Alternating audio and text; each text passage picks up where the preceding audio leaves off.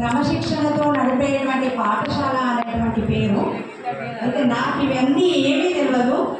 Sir నేను ఈ పాఠశాలకు రావడము నా అదృష్టంగా భావిస్తున్నాను. వచ్చిన తర్వాత మీరందరూ మాకు సారు క్రమశిక్షణ నేర్పారు అని అన్నట్టుగానే మాకు ఉద్యోగం వచ్చిన కొత్తలా ఇటువంటి చక్కటి అడ్మినిస్ట్రేషన్ ఉన్నటువంటి హెడ్ మాస్టర్ గారి దగ్గర పనిచేయడం అనేది మాకు కూడా క్రమశిక్షణను అలవర్చింది.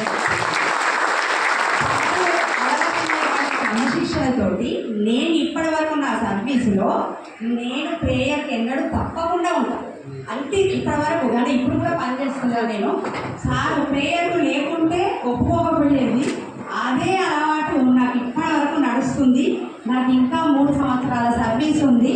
నేను అదే మెయింటైన్ చేయాలని నేను అనుకుంటున్నా.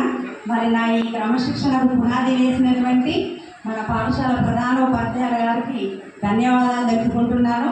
నేను ఫస్ట్ ఈ పాఠశాలలోకి వచ్చి ఇంత పెద్ద స్కూల్లో ప్రతి వర్క్ను నేను మౌనంగా దూరంగా చూసి తర్వాత నేను పోయిన స్కూల్లో